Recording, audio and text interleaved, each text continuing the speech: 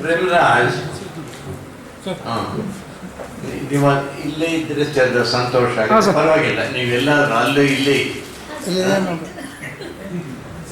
ಇಲ್ಲಿ ಸಲ್ಲುವವರು ಅಲ್ಲಿಯೂ ಸಲ್ಲುವರು ಅಂತ. ಸ್ನೇಹಿತರೆ, ಜನ ಹೆಚ್ಚು ಬಂದಿಲ್ಲ ಅಂತ ಯಾರು ಏನು ಭಾವಿಸ್ಕೊಳ್ಬೇಕಾದಿಲ್ಲ. ಜಾಸ್ತಿ ಜನ ಬಂದ ಕ್ಷಣಕ್ಕೇನೆ ಒಂದು ಸಮಾರಂಭಕ್ಕೆ ಮಹತ್ವ ಬರುತ್ತೆ ಅಂತಾಗಲಿ, ಕಡಿಮೆ ಜನ ಇದ್ದಾರೆ ಅನ್ನುವ ಕಾರಣಕ್ಕಾಗಿ ಇದರ ಘನತೆ ಕಡಿಮೆ ಆಯಿತು ಅಂತಾಗಲಿ ಅರ್ಥ ಅಲ್ಲ. ನಾವೊಂದು ಒಳ್ಳೆ ಕಾರ್ಯಕ್ರಮಕ್ಕೆ ಇವತ್ತು ಇಲ್ಲಿ ಸೇರಿದ್ದೀವಿ. ಕಡಿಮೆ ಜನ ಇರೋ ಕಾರಣಕ್ಕೋಸ್ಕರ ನಾನೊಂದು ಉದಾಹರಣೆಯನ್ನು ಕೊಡ್ತೀನಿ. ಏನಂದರೆ, ತುಂಬ ಜನ ಇತ್ತು ಅಂತಂದ್ರೆ ಸುಮ್ಮನೆ ಜನಪ್ರಿಯವಾದ ರಂಜನೆಯ ಸಮಾರಂಭ ಆಗುತ್ತೆ. ಒಂದು ಕಡಿಮೆ ಜನ ಇದ್ದರೆ ಒಂದು ಸೆಮಿನಾರು, ಸಿಂಪೋಸಿಯಮ್ಮು ಈ ಥರ ಆಗುತ್ತೆ. ಇನ್ನೂ ತುಂಬ ಕಡಿಮೆ ಜನ, 10 ಜನ 8 ಜನ ಇದ್ದರೆ ಅದು ಇಂಟರ್ನ್ಯಾಷನಲ್ ಕಾನ್ಫರೆನ್ಸ್.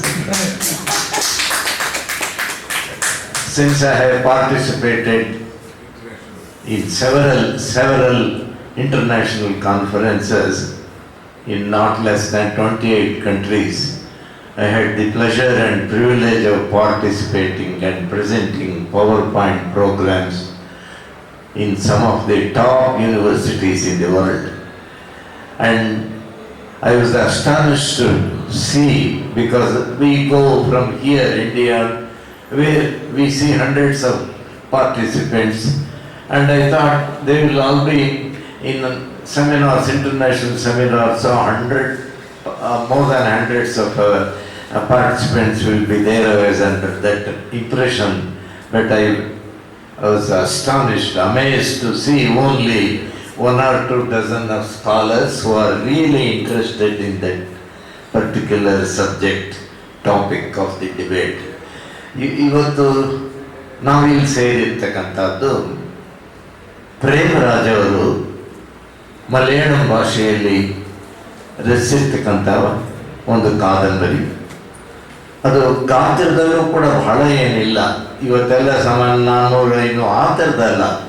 ತುಂಬ ಆ ಪುಸ್ತಕ ಕೊಡಿ, ಒಂದು ಇಲ್ಲೇ ಇದೆ ಕೊಡಿ ನೋಡಿ, ಎಷ್ಟು ಮುದ್ದಾಗಿದೆ ಇದು. ಇದನ್ನು ಓದಿದಾಗಲೂ ಕೂಡ ನಮಗೆ ಅಂಥದ್ದೇ ಒಂದು ಆತ್ಮೀಯ ಭಾವನೆ ಉಂಟಾಗುತ್ತೆ. ಪ್ರೇಮರಾಜ್ ಅವರು ಈಗಾಗಲೇ ಪರಿಚಯ ಮಾಡ್ತಾ ಇವರು ಹೇಳಿದ ಹಾಗೆ, ಅವರು ನಾನಾ ಕ್ಷೇತ್ರಗಳಲ್ಲಿ ತಮ್ಮ ಪ್ರತಿಭೆಯನ್ನು, ಸಾಮರ್ಥ್ಯವನ್ನು ಪ್ರಕಟಿಸಿರ್ತಕ್ಕಂಥವರು, ಕೆಲಸ ಮಾಡ್ಕೊಂಡು ಬಂದಿರ್ತಕ್ಕಂಥವರು, ವಿವಿಧ ವೃತ್ತಿಗಳಲ್ಲಿ, ವಿವಿಧ ಕ್ಷೇತ್ರಗಳಲ್ಲಿ ಇದ್ದು ವಿಶಿಷ್ಟವಾದಂಥ ಅನುಭವ ಪಡೆದಂಥದ್ದು. ಅದು ವೃತ್ತಿ ಜೀವನಕ್ಕೆ ಸಂಬಂಧಪಟ್ಟಂಥ ವಿಚಾರ. ಆದರೆ ಬರವಣಿಗೆಗೆ ಸಂಬಂಧಪಟ್ಟ ಹಾಗೆ, ಸಾಹಿತ್ಯ ರಚನೆಗೆ ಸಂಬಂಧಪಟ್ಟ ಹಾಗೆ ಅವರು ಮಾಡಿರುವ ಕೆಲಸವನ್ನು ಕುರಿತು ನಾನು ಕೆಲವು ಮಾತುಗಳನ್ನು ಹೇಳಬೇಕಾದಿದೆ. ಮುಖ್ಯವಾಗಿ ಇದಕ್ಕೆ ಶೆಹನಾಯಿ ಮೊಳಗುವಾಗ ಅಂತಂದ ಶೀರ್ಷಿಕೆ ನೋಡಿದ ತಕ್ಷಣ ನನಗೆ ನೆನಪಾದ್ದು, ನಾನು ನಮ್ಮ ಕನ್ನಡ ಸಾಹಿತ್ಯ ಪರಿಷತ್ತಿನ ಅಧ್ಯಕ್ಷನಾಗಿದ್ದಂತಹ, ರಾಜ್ಯಾಧ್ಯಕ್ಷನಾಗಿದ್ದಂತಹ ಸಂದರ್ಭದಲ್ಲಿ 1978ನೇ ಇಸ್ವಿಯಿಂದ 86ನೇ ಇಸ್ವಿವರೆಗೂ 8 ವರ್ಷ ನಾನು ಅದರ ಅಧ್ಯಕ್ಷ ಆಗಿದ್ದೆ. ಇವಾಗ ಮಂಡ್ಯದಲ್ಲಿ ನಡೀತಾ ಇದೆಯಾ ಇಂಥ ಸಮ್ಮೇಳನಗಳನ್ನ ನಾನು ತುಂಬ ನಡೆಸಿದಂಥವನು. ಆ ಅವಧಿಯಲ್ಲಿ 1980ನೇ ಇಸ್ವಿಯಲ್ಲಿ ಮೈಸೂರು ಅರಮನೆಯಲ್ಲಿ ಒಂದು ವಿಶಿಷ್ಟವಾದ ಅತಿ ಮಹತ್ವದ ಕಾರ್ಯಕ್ರಮ ಮಾಡಿದ್ದೇನು ಅಂತಂದರೆ, ಆಗ ನಮ್ಮ ರಾಜ್ಯದ ಮುಖ್ಯಮಂತ್ರಿಗಳಾಗಿ ಗುಂಡೂರಾವ್ ಅವರಿದ್ದರು. ಗುಂಡೂರಾವ್ ಅಂದರೆ 6 ಅಡಿ 2 ಅಂಗುಲ ಇದ್ದರು. ನಾನು ಅವ್ರ ಪಕ್ಕದಲ್ಲಿ ನಿಂತ್ಕೊಂಡ್ರೆ ಅವರು ದೊಡ್ಡ ಅಡಿಕೆ ಮರ, ನಾನು ಬಾಳೆ ಗಿಡ. The tall and the short combination ಇದ್ದಂಗೆ ಇರೋದು. But he had lot of respect and regard for me, and equally I had lot of respect for him. It so happen. ಆಮೇಲೆ 1-2 ವರ್ಷ ದಸರಾ ನಿಂತು ಹೋಗ್ಬಿಟ್ಟಿತ್ತು. ಅದನ್ನು ಮತ್ತೆ ಚಾಲನೆಗೆ ತಂದಂಥವರು ಗುಂಡೂರಾವ್ ಅವರು. ನಾನು ಅವರು ಸೇರಿಕೊಂಡು ಬಿಸ್ಮಿಲ್ಲಾ ಖಾನ್ ಶೆಹನಾಯಿ ಅವ್ರನ್ನ ನಾನು ಅರಮನೆಯಲ್ಲಿ ಏರ್ಪಾಡು ಮಾಡಿದ್ದೆ. ಅವಾಗ ಬಿಸ್ಮಿಲ್ಲಾ ಖಾನ್, ಅದಕ್ಕೆ ಶೆಹನಾಯಿ ಮೊಳಗುವಾಗ ಅಂದ ತಕ್ಷಣ ಬಿಸ್ಮಿಲ್ಲಾ ಖಾನ್ ಅವರು 100,000 ಜನ ಸೇರಿದ್ದರು. ಆ ಶಹನಾಯಿ ಮೊಳಗುವಾಗ ಮೊಳಗ್ತು, ಅದು ಕೇಳುವುದು ಒಂದು ಆನಂದದ ನೆನಪಾಯಿತು. ಅದು ಇರಲಿ. ಇದು ಈ ಪುಸ್ತಕದ ಶೀರ್ಷಿಕೆ, title of the novel written by Premraj. ಅದಿದ್ದರಿಂದ ನಾನು ಹೇಳೋದಕ್ಕೆ ಇಷ್ಟಪಟ್ಟೆ ಅಷ್ಟೇ. ಈ ಕಾದಂಬರಿಯ ಬಿಡುಗಡೆ ನಾನು ಬರಬೇಕು, ನಾನು ಬಿಡುಗಡೆ ಮಾಡಬೇಕು ಅಂತ ತುಂಬ ವಾತ್ಸಲ್ಯದಿಂದ, ಗೌರವದಿಂದ ನಮ್ಮ ಮನೆಗೆ ಬಂದು ಪ್ರೇಮರಾಜ್ ಅವರು 1.5 ತಿಂಗಳ ಹಿಂದೆಯೇ ಕೇಳಿಕೊಂಡ್ರು. ಈ ಪುಸ್ತಕವನ್ನು ಕೂಡ ಕೊಟ್ಟರು ನನಗೆ ಓದೋದಕ್ಕೆ. ಓದಿದೆ, ತುಂಬ ಸಂತೋಷ ಆಯಿತು. ಮುಂಬೈ ಜಗತೋಶ್ರ ಅವರ ಇದಕ್ಕೆಲ್ಲ ಸಂಬಂಧಪಟ್ಟಂತ ಅದನ್ನೆಲ್ಲ ವಿವರಿಸಿ ಹೇಳಿದ್ದಾರೆ. ತುಂಬ ಇರಾನಿನ ಕಡೆಯಿಂದ ಬಂದಂತಹ ಒಂದು ಜನಾಂಗದ ಇತಿಹಾಸ, ಅವರ ಜೀವನ ವಿಧಾನ, ಅವರು ಆಚರಿಸ್ತಕ್ಕಂತಹ ರಿಚುವಲ್ಸ್ ಏನು, ಅದನ್ನೆಲ್ಲ ಬಹಳ ಮನೋಜ್ಞವಾಗಿ ನಮ್ಮ ಹೃದಯಕ್ಕೆ ತಲುಪುವ ಹಾಗೆ ವರ್ಣಿಸಿದ್ದಾರೆ ಪ್ರೇಮರಾಜ್ ಅವರ ಕಾವ್ಯದಲ್ಲಿ. ಹೀಗಾಗಿ ಆದರೆ ಏನಾಯಿತು, ಆ ಅನಾಹಿತಳ ಸೋದರನಾದಂತಹ ವ್ಯಕ್ತಿ ಇದ್ದಾನಲ್ಲ, ಆತ ಒಂದು ರೀತಿಯಲ್ಲಿ ತುಂಬ ಚೆನ್ನಾಗಿ ಮಾತಾಡ್ತಾರೆ, ಬಹಳ ಚೆನ್ನಾಗಿ ವರ್ತನೆ ಎಲ್ಲ ಮಾಡ್ತಾರೆ. ಅವರ ನಡವಳಿಕೆ ಎಲ್ಲ ನೋಡಿದರೆ ಈಸ್ ಎ ಪರ್ಫೆಕ್ಟ್ ಜೆಂಟಲ್ಮನ್ 100% ಅಂತ ನಮಗೆ ಅನಿಸುತ್ತೆ. ಫಾಜಿಸ್ ಅಂತ ಅವರ ಹೆಸರು, ಫಾಜಿಸ್. ಆದರೆ ಆತ ಗೋಮುಖ ವ್ಯಾಘ್ರ, ನೋಡೋದಕ್ಕೆ ಹಸುವಿನ ಥರ, ಆದರೆ ವರ್ತನೆಯಲ್ಲಿ ಆತ ಹುಲಿ ವ್ಯಾಘ್ರ. ಸೊ ಯಾರು ಪ್ರೀತಿಸಿ ಪ್ರಣಯದಿಂದ ತಮ್ಮ ಜೀವನವನ್ನು ರೂಪಿಸ್ಕೊಳ್ಬೇಕು, ಭವಿಷ್ಯವನ್ನು ಕಟ್ಕೊಳ್ಬೇಕು, ಒಂದು ಒಳ್ಳೆಯ ಆದರ್ಶ ಸಂಸಾರವನ್ನು ನಡೆಸಬೇಕು ಅಂತ ಅಪೇಕ್ಷೆ ಪಟ್ಟಿದ್ರು, ಅಂತಹ ಥಾಮಸ್ ಮತ್ತು ಅನಾಹಿತ ಅವರು ಒಟ್ಟಿಗೆ ಬಾಳೋದಕ್ಕೆ ಅವಕಾಶ ಆಗದ ಹಾಗೆ ನೋಡಿಕೊಳ್ತು, ಅಡ್ಡಿ ತಂದು ಅವರು ಕೂಡದ ಹಾಗೆ ಮಾಡ್ತಾನೆ. ಇವರಿಗೆ ಪ್ರಣಯ ಭಂಗ ಆಗುತ್ತೆ. ಅವ ತನ್ನ ಪ್ರತಿಭೆಯಿಂದ ಅರಳಬೇಕಾದಂತಹ ಒಂದು ಮಹಾ ಚೈತನ್ಯ ಆತ ಒಂದು ರೀತಿಯಲ್ಲಿ ಮುರುಟ್ಕೊಂಡು ಇದ್ಕೊಂಡಂಥ ಸಂದರ್ಭದಲ್ಲಿ ಒಬ್ಬ ಸ್ನೇಹಿತ ಮತ್ತೆ ಇವರು ನಿಲ್ಲುವುದಕ್ಕೆ ನೆರವಾಗಿ ನಿಲ್ತಕ್ಕಂಥದ್ದು ಆದಿಲ್ ಎನ್ನತಕ್ಕಂಥವರು. ಅವರು ಈ ಕಾದಂಬರಿ ಮುಕ್ತಾಯದ ವೇಳೆಗೆ ಅವ್ರದ್ದು ಅಲ್ಲಿವರೆಗೂ ಜೊತೆಯಲ್ಲೇ ಇದ್ದುಕೊಂಡು ಕುಸಿದು ಹೋಗಬಹುದಾದಂಥ ಒಂದು ಜೀವನವನ್ನು ಮತ್ತೆ ನಿಲ್ಲುವ ಒಂದು ಆತ್ಮಸ್ಥೈರ್ಯವನ್ನು ಆತ ಕೊಡ್ತಾನೆ. ಆದರೆ ಇಲ್ಲಿ ನಾವು ಸ್ವಾರಸ್ಯವಾಗಿ ಗಮನಿಸಬೇಕಾದ್ದು ಅಂದರೆ, ಬರೀ ಸರಳ ರೇಖೆಯ ರೀತಿಯಲ್ಲಿ, ಸ್ಟ್ರೈಟ್ ಲೈನ್ ರೀತಿಯಲ್ಲಿ ಕತೆ ಇದು ಹೋಗೋದಿಲ್ಲ. ಅದರಲ್ಲಿ ಬರ್ತಕ್ಕಂಥ ಸವಾಲುಗಳು, ಅಡ್ಡಾಟಗಳು, ಮಹಾ ತಿರುವುಗಳು, ಅನಿರೀಕ್ಷಿತವಾದಂಥ ಬದಲಾವಣೆಗಳು, ಅವನ್ನೆಲ್ಲವನ್ನು ಬಹಳ ನಮ್ಮನ್ನು ಓದುಗರನ್ನ ಹಿಡಿದಿಳಿಸೋ ಹಾಗೆ ಓದೋಕ್ಕೆ ಪ್ರಾರಂಭ ಮಾಡಿದರೆ ಅದು ಬೆಳವಣಿಗೆ ಇನ್ನು ಮುಂದೇನಾಯಿತು ಅನ್ನುವ ನಮ್ಮ ಕುತೂಹಲ ಆಸಕ್ತಿಯನ್ನು ಕೆರಳಿಸುತ್ತಾ ಕಡೆಯವರೆಗೂ ಕಡೆ ಪುಟ ಓದೋವರೆಗೂ ಪುಸ್ತಕ ಕೆಳಗಿಡೋದಕ್ಕೆ ಮನಸ್ಸು ಬರೋ ಅಷ್ಟು ಮಟ್ಟಿಗೆ ನಡೆಸ್ಕೊಂಡು ಹೋಗ್ತಾರೆ.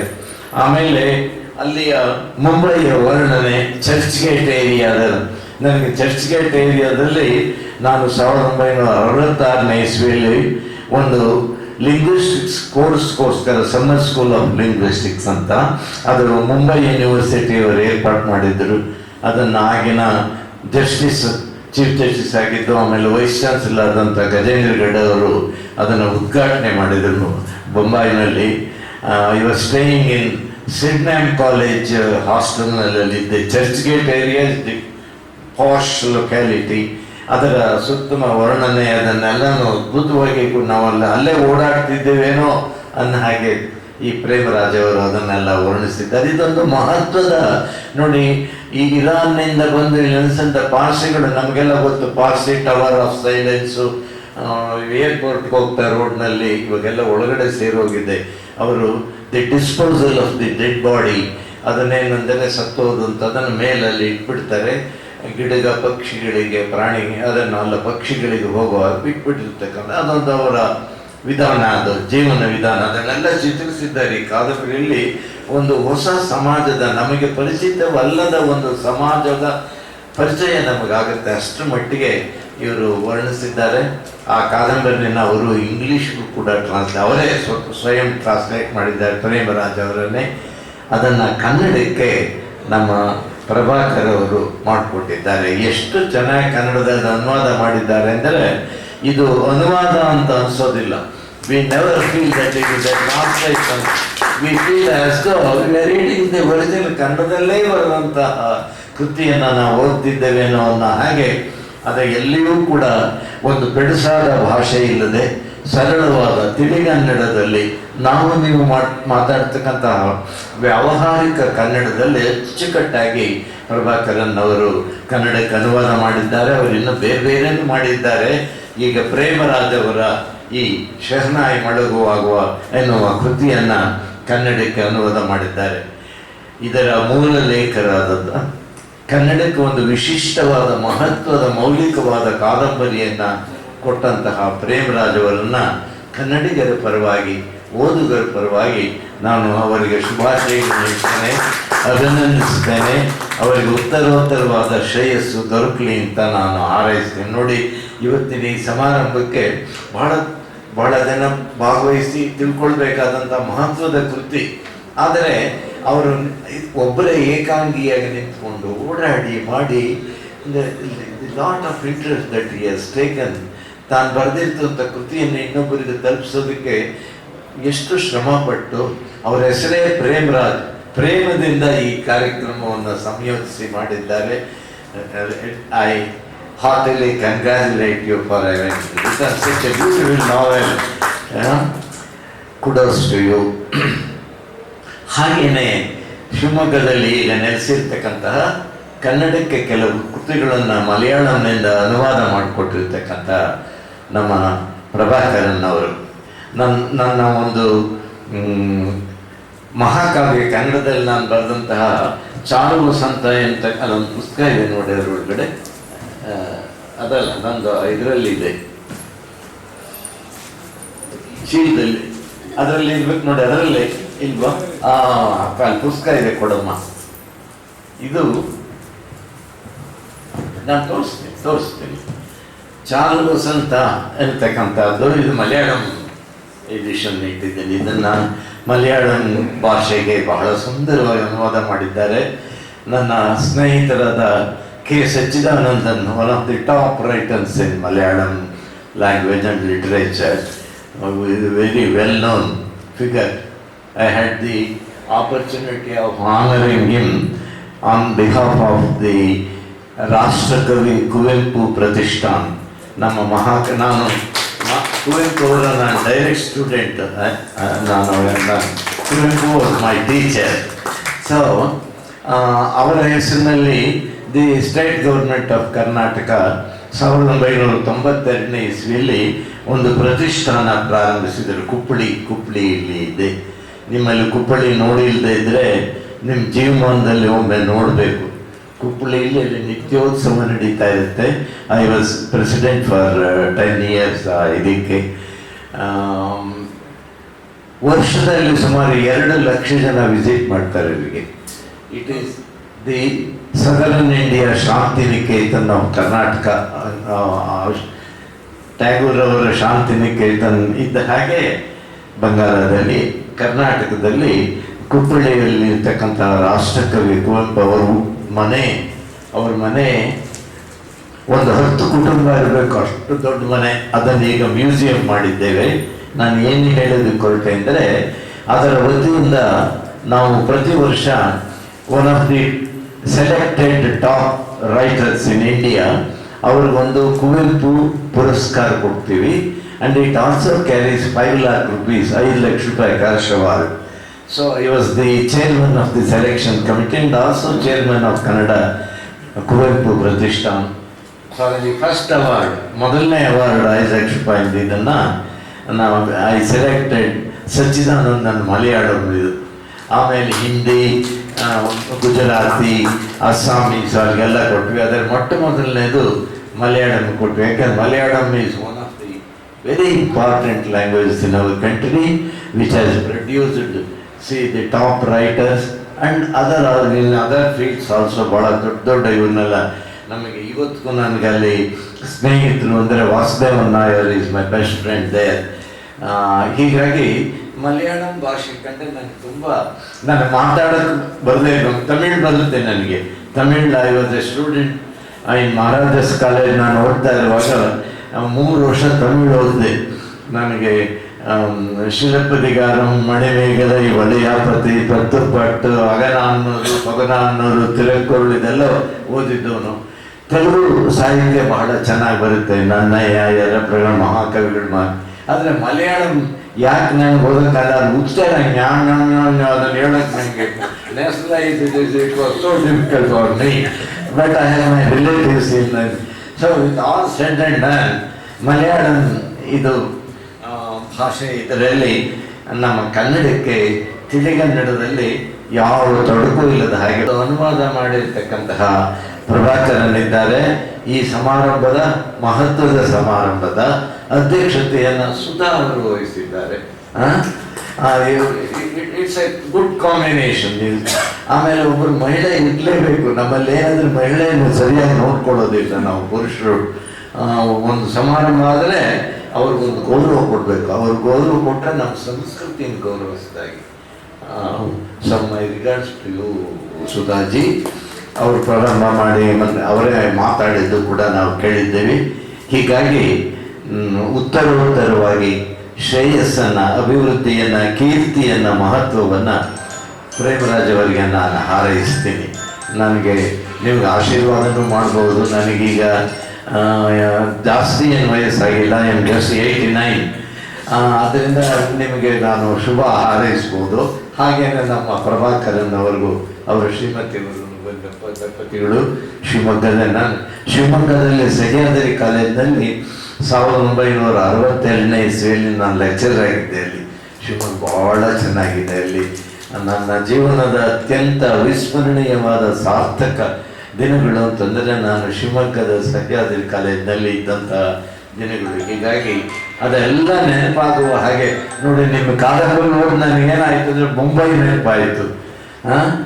ಆಮೇಲೆ ಶಹನಾಯಿನ ವಿಚಾರ ಮೇಲೆ ಇದು ಪಿಟೀಲ್ ಇದರಲ್ಲಿ ಇರ್ತಕ್ಕಂಥದ್ದು. ಈಗಲೂ ಇದರಲ್ಲಿ ಇನ್ನೊಂದು ಹೇಳಲೇಬೇಕಾದ ಮಾತು ಅಂದರೆ, ಇದರ ಕಥಾನಾಯಕ ಥಾಮಸ್ ಬರ್ತಾನಲ್ಲ, ಅದು ಬಹುಶಃ ನೀವೇ ಅದು ಅಂತ ನಾನು ತಿಳ್ಕೊಂಡಿದ್ದೀನಿ. Which may be you can identify the author with the hero of the novel. ಬಹುಶಃ ಯಾಕೆಂದರೆ ನೀವು ಅದರ ಎಷ್ಟು ತನ್ಮಯತೆಯಿಂದ ಆ ಪಾತ್ರವನ್ನು ವರ್ಣಿಸಿ, ಆಮೇಲೆ ಕಡೆಯಲ್ಲೂ ಕೂಡ ವಿದ್ಯಾರ್ಥಿಗಳಿಗೆ ಸ್ಕ್ರೀನ್ನಲ್ಲಿ ಬರ್ತಕ್ಕಂಥ ನೊಟೇಷನ್ಸ್ ಅದೆಲ್ಲ ಇಟ್ಕೊಂಡು ಪಾಠ ಹೇಳ್ತಾ ಇರೋದು, ಅದೆಲ್ಲ ಒಳ್ಳೆ ಮನಸ್ಸಿನಲ್ಲಿ ನಿಲ್ಲುವ ಸುಂದರವಾದ ಚಿತ್ರಗಳನ್ನು, ಘಟನೆಗಳನ್ನು ಅದ್ಭುತವಾಗಿ ವರ್ಣಿಸಿದ್ದಾರೆ. ಹೀಗಾಗಿ ಇಂತಹ ಕಾರ್ಯಕ್ರಮದಲ್ಲಿ ಭಾಗವಹಿಸುವ, ಅವರು ಪ್ರೇಮರಾಜ ರಚಿಸಿರ್ತಕ್ಕಂತಹ ಕೃತಿಯನ್ನು ಬಿಡುಗಡೆ ಮಾಡುವ, ಶುಭ ಹಾರೈಸುವ ಒಂದು ಸಂತೋಷವನ್ನು ನನಗೆ ಕಲ್ಪಿಸಿಕೊಟ್ಟದ್ದಕ್ಕಾಗಿ ಆತ್ಮೀಯರಾದಂತಹ ಪ್ರೇಮರಾಜ್ ಅವರಿಗೂ, ಅನುವಾದಕರಾದಂತಹ ಪ್ರಭಾಕರನ್ನು, ಅಧ್ಯಕ್ಷತೆ ವಹಿಸಿರುವ ಸುಧಾ ಮತ್ತು ನನ್ನ ಮಾತನ್ನು ಆಲಿಸಿದಂಥ ಸಭೆ ಎಲ್ಲರಿಗೂ ನಮಸ್ಕಾರ.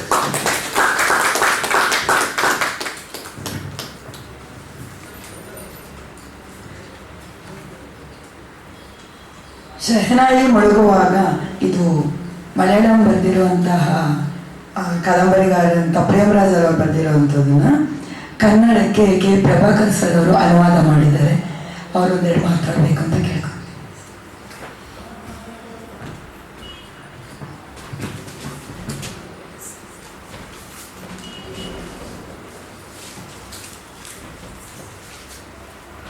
ಈ ಒಂದು ಪುಸ್ತಕ ಬಿಡುಗಡೆ ಕಾರ್ಯಕ್ರಮದಲ್ಲಿ ವೇದಿಕೆ ಮೇಲೆ ಆಸೀನರಾಗಿರ್ತಕ್ಕಂಥ ವಿದ್ವಾಂಸರಾದ ಹಂಪ ಸರ್ ಅವರು, ನನಗೆ ಇತ್ತೀಚೆಗಷ್ಟೇ ಅವರ ಮುಖತಃ ಭೇಟಿ ಆಗಬೇಕಂತ ಅವಕಾಶ ಇತ್ತು. ಒಂದು 2-3 ತಿಂಗಳ ಹಿಂದೆ, ಸೆಪ್ಟೆಂಬರ್ಲಿಂದ ಕಾಣಿಸುತ್ತೆ. ಆಗ ಅಲ್ಲಿ ದ್ರಾವಿಡ ಭಾಷಾ ಟ್ರಾನ್ಸ್ಲೇಟ್ ಅಸೋಸಿಯೇಷನ್ ಒಂದು ಸಮಾರಂಭದ ಉದ್ಘಾಟನೆ ಮಾಡಿ ಬಂದಿಲ್ಲ. ಅವಾಗ ನಾನು ಮೊದಲ ಬಾರಿಗೆ ಅವ್ರನ್ನ ನಾನು ಅಲ್ಲಿ ನೋಡುವಂಥ ಅವಕಾಶ ನನಗೆ ಸಿಕ್ತು. ಅವ್ರು ಸಿಕ್ಕಿದ್ದು ಮಾತ್ರ ಅಲ್ಲ, ಅವತ್ತು ಅವ್ರು ಮಾತಾಡಿದಾಗ ಇವತ್ತು ಯಾವ ರೀತಿ ಅವರು ಮಾತಾಡಿದಾರೋ ಅದು ಒಂದು 10 ಪಟ್ಟು ಮೋಸ್ಟ್ಲಿ ಅಲ್ಲಿ ಮಾತಾಡಿದ್ದಾರೆ. ಅವರು ಹಳೆಯ ಗ್ರಂಥಗಳಿಂದ ಉಲ್ಲೇಖಿಸಿದಂಥ ವಿಚಾರಗಳನ್ನು ನೋಡಿ ನನಗೆ ನಾನು ಆ್ಯಕ್ಚುಲಿ ಪುಳಕಿಂದ ಹೊರಟೆ. ನಾನು ಆಗಲೇ ಹೇಳಿದೆ ನೋಡಿ, ಇಷ್ಟು ವಯಸ್ಸು ಅಂತ ಹೇಳ್ತಾ ಇದ್ದೇವೆ, ನಮ್ಮ ಈಗ ಒಂದು 70-75 ವರ್ಷ ಆಗ್ತಿದ್ದಂಗೆ ನಮ್ಮ ಹಳೆಯದೆಲ್ಲ ಮರ್ತು ಹೋಗೋಂಥ ಒಂದು ಸಂದರ್ಭ ಈಗ. ಆದರೆ 89ನೇ ವಯಸ್ಸಿನಲ್ಲೂ ಸಹ ಅವರು ಅಷ್ಟು ಹಳೆಯ ವಿಚಾರಗಳನ್ನು ಎಷ್ಟು ಅಚ್ಚುರಾಗಿ ಅವರು ನಮ್ಮ ಮುಂದೆ ಇಡ್ತಾ ಇದ್ದಾರೆ ಅನ್ನೋದನ್ನು ನಾವು ಗಮನಿಸುವಾಗ ನಾನು ನಿಜಕ್ಕೂ ಭಾಳ ರೋಮಾಂಚನವಾಗುತ್ತದೆ. ಅಂತ ಅವರ ಸನ್ನಿಧಿಯಲ್ಲಿ ನಾವು ಇವತ್ತು ನಿಂತ್ಕೊಂಡು ನಾವು ಇವತ್ತು ಕಾರ್ಯಕ್ರಮವನ್ನು ಮಾಡ್ತಾ ಇದ್ವಿ. ಅವರ ಆಶೀರ್ವಾದನ ಪಡಿತಾ ಇರೋದೇ ಒಂದು ನಮಗೆಲ್ಲ ಒಂದು ಧನ್ಯತೆಯನ್ನು ನೀಡ್ತಾ ಇದೆ ಅಂತ ನಾನು ಅಂದ್ಕೊಂಡಿದ್ದೀನಿ. ಹಾಗೆ ಸುಧಾ ಮೇಡಮ್ರವರು ಸಂಸ್ಕೃತ ವಿದ್ವಾಂಸರವರು, ಅವರು ಈ ಒಂದು ಇಂಗ್ಲೀಷ್ಗೆ ಅನುವಾದ ಮಾಡಿದಂಥ ಒಂದು ಇದನ್ನು ಎಡಿಟ್ ಮಾಡಿ ಅವರು ಇಂಗ್ಲೀಷ್ನಲ್ಲೂ ಸಹ ಈ ಶಹನಾಯಿ ಮೊಳಗುವಾಗನ್ನು ತಂದಿದ್ದಕ್ಕೆ ಅವರು ಸಹಕಾರ ನೀಡಿದ್ದಾರೆ. ಅವರು ಸಹ ಇವತ್ತು ನಮ್ಮೊಟ್ಟಿಗಿದ್ದಾರೆ. ಅದು ನಮಗೊಂದು ಇನ್ನೊಂದು ಸಂತೋಷ ವಿಚಾರ. ಹಾಗೆ ಮೂಲ ಲೇಖಕರು ನನಗೆ ನಿಜಕ್ಕೂ ಒಂದು ಆಶ್ಚರ್ಯ ಮತ್ತು ಪ್ರೇಮರಾಜ್ ಬನ್ನಿ ಪ್ರೇಮರಾಜರವರು ಒಬ್ಬ ಅದ್ಭುತ ವ್ಯಕ್ತಿ ಅಂತಲೇ ಹೇಳ್ಬೇಕಾಗುತ್ತೆ. ಯಾಕೆಂದರೆ ನಾನು ಎಲ್ಲೂ ನೋಡಲಿಲ್ಲ ಒಬ್ಬ ಲೇಖಕ ಈ ಒಂದು ಇಷ್ಟೊಂದು ಮಟ್ಟದಲ್ಲಿ ಒಂದು ಕಾರ್ಯಕ್ರಮವನ್ನು ಆಯೋಜಿಸಿ ಅವರಿಗೆ 1ರಿಂದ 7 ಕೊರೆಯವರೆಗೂ ಅಂದರೆ ಏಕವ್ಯಕ್ತಿ ಪ್ರದರ್ಶನ ಮಾಡೋ ರೀತಿಯಲ್ಲಿ ಅವರು ಪುಸ್ತಕ ಬರೆಯೋದ್ರಿಂದ ಹಿಡಿದು ಬಿಡುಗಡೆ ಮಾಡಿ ಇದುವರೆಗೂ ಆ ಒಂದು ಎಲ್ಲ ಕೆಲಸಗಳನ್ನು ಬ್ಯಾನರ್ ಹಚ್ಚೋ ಕೆಲಸಗಳು ಸೇರಿ, ನಾನು ಯಾಕೆ ಹೇಳಿದೆ ಅಂತಂದರೆ ಈ ಕೆಲಸಗಳು ಒಬ್ಬ ಲೇಖಕರು ಮಾಡ್ತಾರೆ ಅಂತ ನಾವು ಖಂಡಿತ ನಾವು ಏನು ನೆನೆಸೋಕ್ಕೆ ಸಾಧ್ಯವಿಲ್ಲ. ಅಂಥ ಒಂದು ಬದ್ಧತೆ ಇರ್ತಕ್ಕಂಥ ಒಬ್ಬ ಲೇಖಕ ನಮ್ಮ ಕನ್ನಡ ನಾಡಿನಲ್ಲಿ ಇದ್ದಾರೆ. ಮಲಯಾಳಿ ಆದರೂ ಸಹ ಅವರು ಕನ್ನಡದಲ್ಲಿ ಇದ್ಕೊಂಡು ಇಂಥ ಒಂದು ಕೆಲಸಗಳು ಮಾಡ್ತಾ ಇದ್ದಾರೆ. ಅದು ಒಂದು ದೊಡ್ಡ ಅಭಿಮಾನ ಅಂತ ನಾನು ಹೇಳ್ತೀನಿ. ಅವರಾಗೆ ನಮ್ಮ ಅಂಪನ ಸಾರ್ ಹೇಳಿದಾಗೆ ಅವರಿಗೆ ಆಶೀರ್ವಾದ ಕೊಡೋ ಜೊತೆಯಲ್ಲಿ ಅವ್ರಿಗೆ ಇನ್ನೂ ಹೆಚ್ಚಿನ ರೀತಿಯಲ್ಲಿ ಅವರ ಸಾಹಿತ್ಯ ಸೇವೆ ಆಗಲಿ, ಅವರ ಸಾಹಿತ್ಯ ಸೇವೆಗಳನ್ನು ಕನ್ನಡಕ್ಕೂ ಬರಲಿ, ಅವ್ರಿಗೆ ಇನ್ನು ಮುಂದೆ ಕಲಿತು ಅವ್ರು ಕನ್ನಡದಲ್ಲೇ ಸಾಹಿತ್ಯವನ್ನು ರಚಿಸುವಂಥ ಒಂದು ಪ್ರಬುದ್ಧತೆ ಅವರಿಗೆ ಸಿಗಲಿ ಅನ್ನೋ ಒಂದು ಆಶಯನ ವ್ಯಕ್ತಪಡಿಸ್ತಾ, ಮತ್ತು ಈ ಶಹನಾಯಿ ಮೊಳಗುವಾಗ ಈಗಾಗಲೇ ಇದ್ರ ಬಗ್ಗೆ ಎಲ್ಲದಕ್ಕಿಂತ ಚೆನ್ನಾಗಿ ನಮ್ಮ ಅಂಪನ ಸರ್ ಅವರು ಬಹಳ ವಿಸ್ತಾರವಾಗಿ ಅದರ ಬಗ್ಗೆ ಹೇಳಿದ್ದಾರೆ. ನಾನು ಅದ್ರ ಏನೋ ಹೇಳೋಕೋದ್ರಲ್ಲಿ ಅರ್ಥ ಇರೋದಿಲ್ಲ. ಅದು ಬಹಳ ಅದ್ಭುತವಾದಂಥ ಒಂದು ಕಾದಂಬರಿ. ನಾನು ನನಗೆ ಯಾಕೆ ನನಗೆ ಖುಷಿ ಆಯಿತು ಅಂದರೆ, ಇದು ನಾನು ಭಾಳಷ್ಟು ಅನುವಾದ ಮಾಡಿದ್ದೇನೆ, ಆದರೆ ಇಷ್ಟು ಸುಲಭವಾಗಿ ಮಲಯಾಳದಲ್ಲಿ ಸರಳವಾಗಿರ್ತಕ್ಕಂಥ ಭಾಷೆಯಲ್ಲಿ ಬರೆದಿದ್ದನ್ನು ನಾನು ಇದೇ ಮೊದಲನೇ ಬಾರಿಗೆ ನೋಡ್ತಾ ಇದ್ದೀನಿ. ನನಗೆ ಇದರಲ್ಲಿ ಅನುವಾದ ಮಾಡಲಿಕ್ಕೆ ಏನೇನೂ ಕಷ್ಟ ಅನಿಸಲೇ ಇಲ್ಲ. ನನಗೆ ಕೆಲವೊಮ್ಮೆ ನಾನು ಮೂಲ ಕನ್ನಡ ಮಲಯಾಳಂ ಭಾಷೆ ಕಲಿತಿಲ್ಲ, ನಾನು ಕಲ್ತಿದ್ದು ಕನ್ನಡನೇ. ಆದರೆ ನನಗೆ ಕನ್ನಡದ ನಂತರ ಮಲಯಾಳಂ ಕಲ್ತಿದ್ದ ನಂತರ ನಾನು ಈ ಭಾಷೆಗೆ ನಾನು ಅನುವಾದ ಮಾಡೋಕ್ಕೆ ಶುರು ಮಾಡಿದೆ. ಆಗ ನನಗೆ ಅನೇಕ ಭಾಷಾ ತೊಡಕುಗಳು ಬರ್ತಾ ಇತ್ತು. ಆ 3 ಲೇಖಕರಾಗಲಿ ಅಥವಾ ಬೇರೆಯವರನ್ನ ಸಹಕಾರ ಕೇಳಿ ನಾನು ಇದನ್ನು ಅನುವಾದ ಮಾಡೋಕ್ಕೆ ನಾನು ಪ್ರಯತ್ನ ಪಡ್ತಾ ಇದ್ದೆ.